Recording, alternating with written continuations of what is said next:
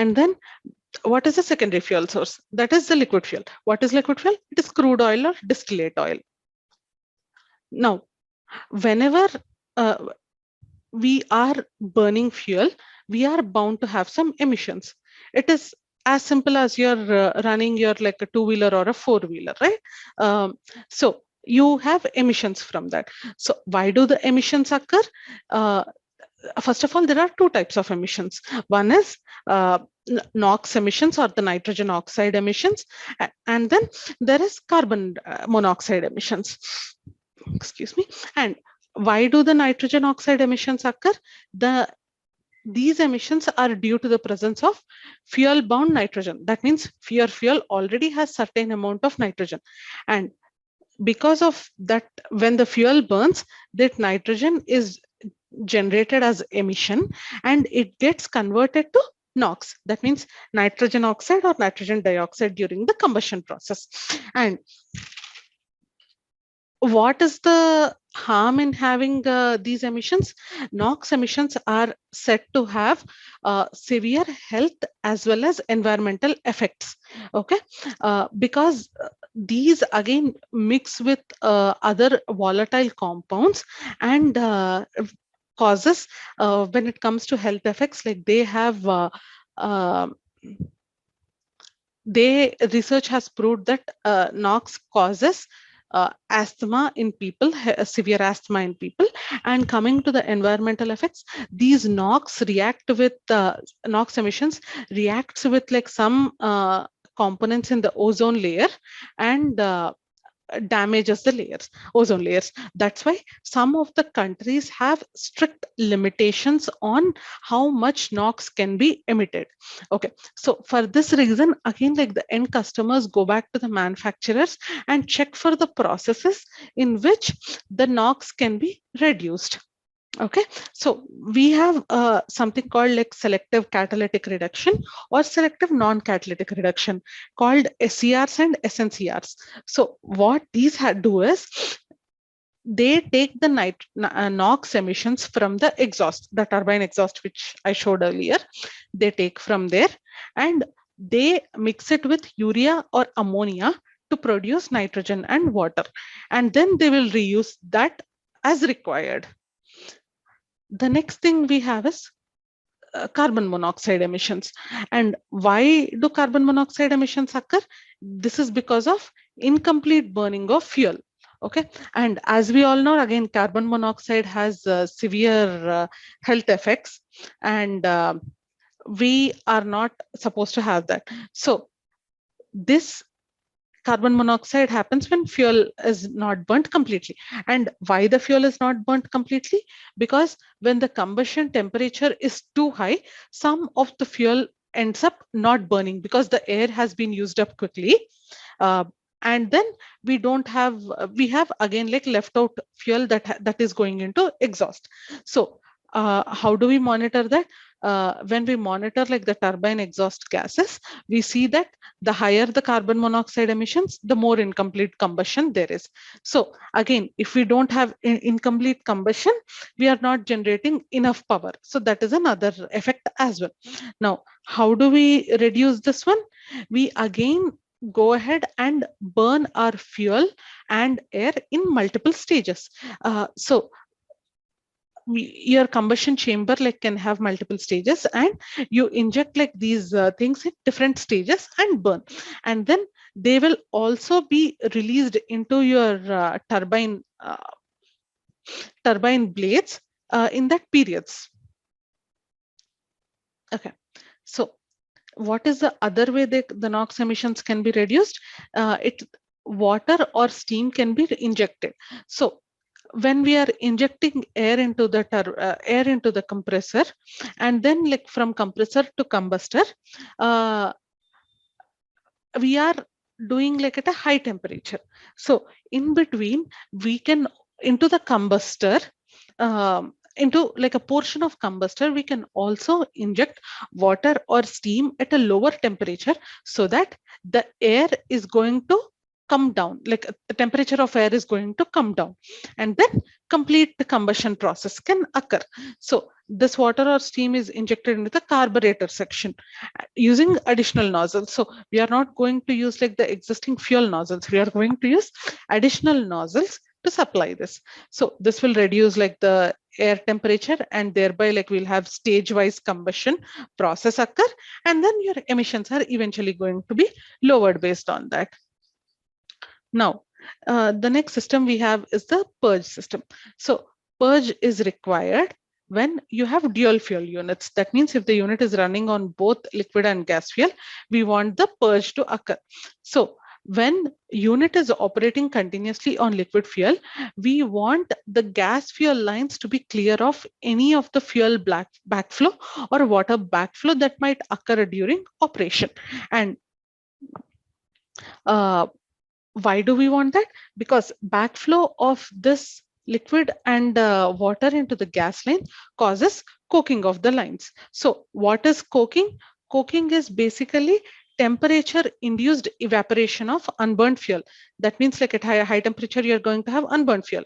So what this unburned fuel does, it leads to hard deposits of solid carbon. So it will start forming layers on the piping. So that will again like cause issues with the damage of the equipment. Okay, so how we can take care of purge? Air can either be bled out from the compressor at different stages and can be used for purging. Also, if you remember, like nitrogen, which can be saved from the emissions, right? Using SCR process, we can also have another setup like where we can use nitrogen to purge the system completely. Okay, and then moving on to the hydraulic start. Uh, what is a hydraulic start system? Obviously, like when you have a power plant, the gas turbine cannot start running on its own. So you need to kickstart the engine. And that is where like your hydraulic start system occurs. So comes into picture. So this hydraulic start system contains a motor. It starts your engine and makes it a run till the operating speed, and by then your gas turbine starts running and rest of the operation takes place. Okay. In addition to starting, we can also use the hydraulic start system for purging of the complete system, not the purging of the lines that I was talking, but purging of the complete gas turbine itself, and then washing of the gas turbine and maintenance. So when we want to do washing or even to do maintenance, we don't want the gas turbine to run at full power, but we still do need to run it to run, right? So to generate like a basic power of 1 or 2 megawatt, this hydraulic start can be used. So all of the hydraulic start components cannot be directly mounted on the gas turbine or the engine.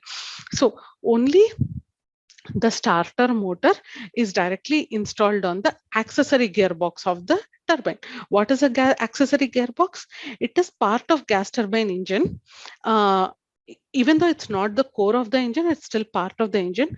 And that gearbox is what drives all the rest of the accessories, any additional pumps that we have. And this motor is connected to that gearbox. Okay, and then what are the additional components that are used to start this hydraulic start system? So we need a hydraulic oil, right? And where is the oil stored? It is stored in some tank, and we cannot directly supply from tank to the motor. What do we need? We need like pumps, filters, heat exchangers, and also to ensure like instrumentation to ensure we are supplying at correct pressure and temperature. Okay, so since these are heavier components, they are mounted off of engine. That means like they can be mounted on a separate skid. That is where like usually all the heavy components are mounted, and then these heavy components like run and supply hydraulic fluid to the on-engine components. So the engine is turned on by the starter motor. It can operate at two different speeds. One, high speed for engine starting and low speed for maintenance purposes. Then we come to lubrication. Uh, when we come to lubrication, what is lubrication? It is basically to lubricate, cool, and maintain the bearings of the system. So you have bearings in your turbine, in generator, and gearbox. So we need all the bearings and their seals to be lubricated. So this lubrication system are lubricated by an on-engine pump which supply oil for that. So the generator and gearbox bearings are lubricated by oil supplied by pumps mounted on lube oil reservoir. And for gas turbine, on-engine pump is going to supply oil. Okay, depending on configuration and the size of the plant, we can have one common lube oil reservoir for turbine, generator, and gearbox, or it can have only one for turbine because turbine requires a higher amount of lubrication oil, and a smaller one for gearbox and generator. Again, this lube oil, which is used to lubricate those bearings, when they cool them down, obviously the heat is transferred through convection to the lube oil, right? And this lube oil is not impure, it is just a hot oil. So we need to return it back to the tank, and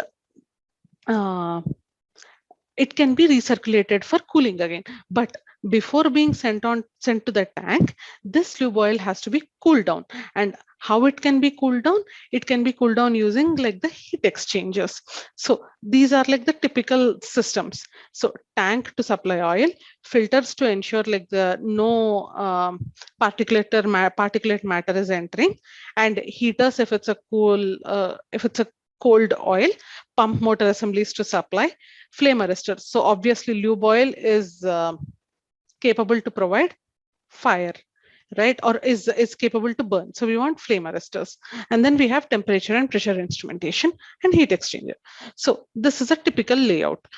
We have the oil tank, we have the suction for the oil to be suctioned in, and then we have temperature and pressure monitoring, and then we have filter to ensure like the oil that is being supplied, it will filter it out, and then we have the feed line to provide lubrication to the bearings. Okay, you have the bearing chambers, and from the return lines you are going to have scavenge pumps, scavenge lines. So that is basically returning it back to the tank. But before returning it to the tank, we are going to cool it down first, and then we are going to filter it out. Then we have something called magnetic chip detectors. So these chip detectors remove like the ferromagnetic particles which are in the lube oil. They suck them out and they filter them out separately. Or like they magnetic chip detector, like they collects all the ferromagnetic materials, and then during maintenance, like these chip detectors would be cleaned out. Then we have compressor washing system. Why is compressor washing required? It is required to improve and maintain the performance of gas turbine. Why does compressor washing, why is it required in the first place? Because when you are injecting air into the compressor, even though you are filtering it out, there are still some particulate matter which is going to exist, right? And that is going to settle on the compressor blades, and a buildup will occur because of that. Okay, and as the buildup starts occurring, it starts deteriorating the blades, and then it results in reduction in the efficiency of the gas turbine. Now, how to check the compressor blades for buildup?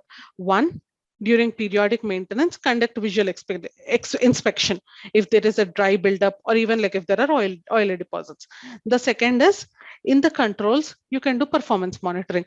If there is a buildup, you'll see lower performance, and that will trigger alarms to go ahead and check for a visual inspection. And how can a compressor washing be done? One, it is an online washing, which is done during like the constant gas turbine operation, and one is during offline washing. So during online washing, we continuously supply like water to the blades and ensure like they are clean. But during offline, there is basically like a soaking cycle for a certain period, and using chemical detergent, and then the blades would be clean. So water is sprayed on the compressor blades using water wash nozzles, and that is how like the cleaning of the blades occur.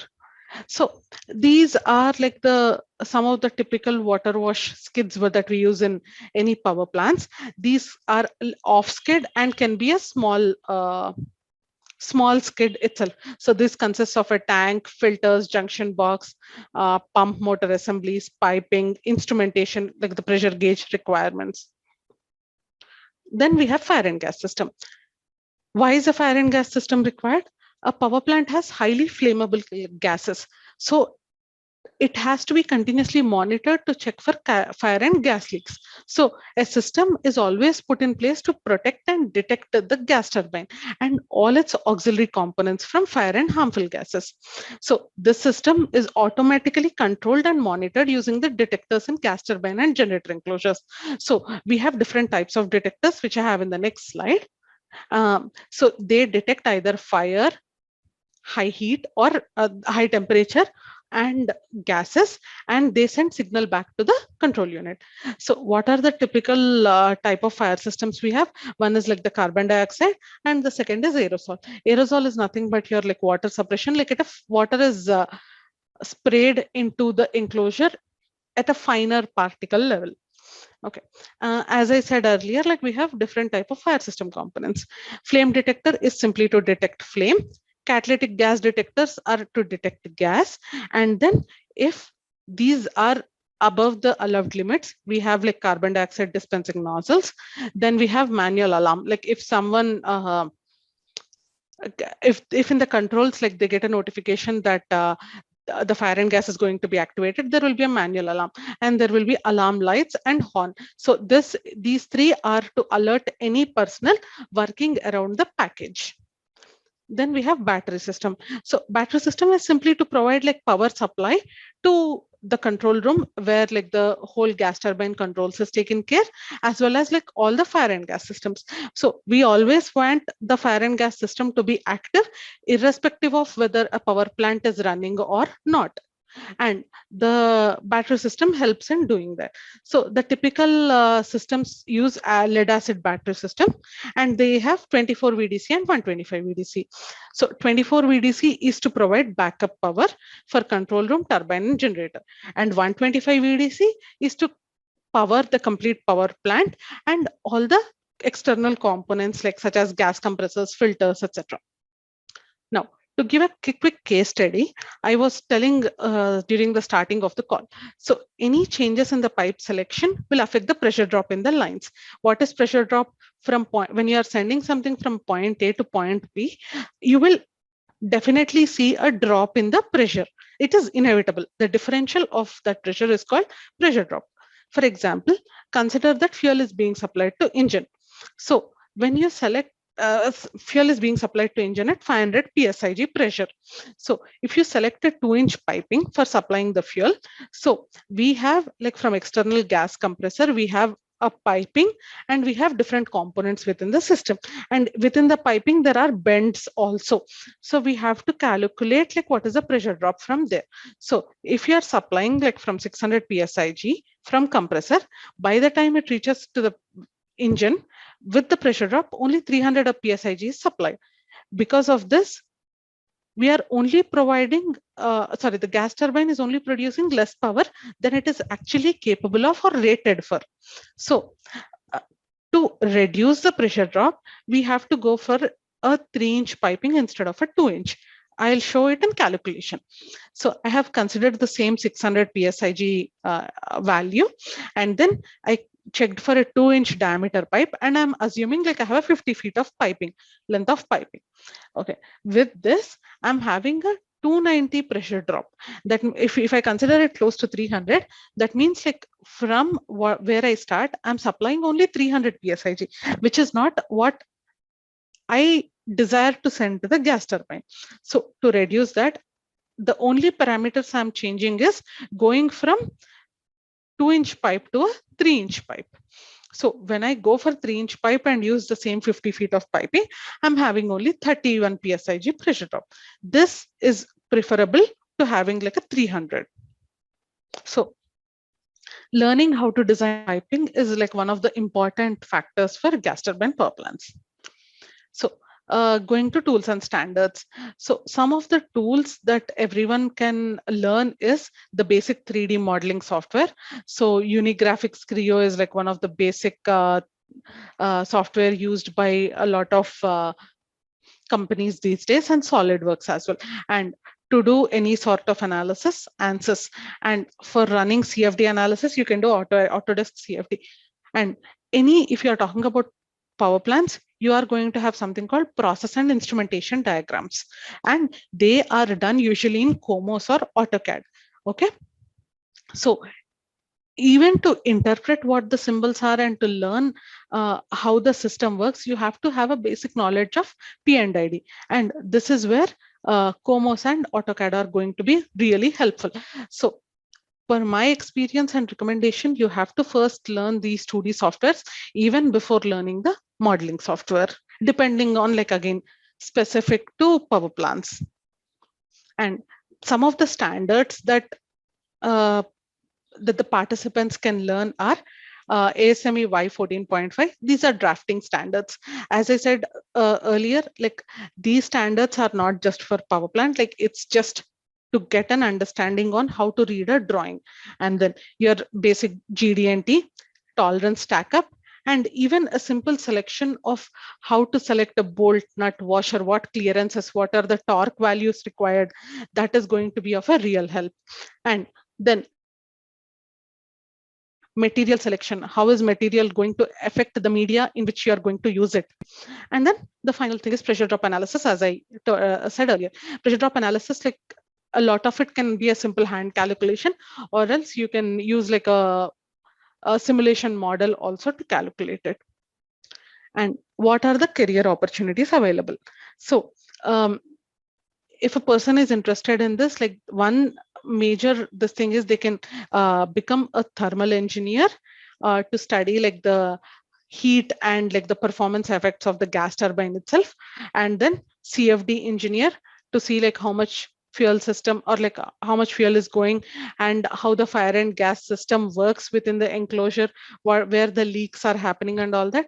And if you are going to be a structure, you know how to analyze like the gas turbine enclosure, any of the skids, support assemblies. So this is required. And piping designer is is very important, and definitely an interesting and a challenging job when it comes to power plant. And more than gas turbine power plant, if you go to the steam plants, or even like any of the oil and gas plants which you see, piping designers are like really helpful and valuable. And then we have like a basic mechanical design and development engineer to understand like how the system works and how it can be improved, how a new product can be introduced.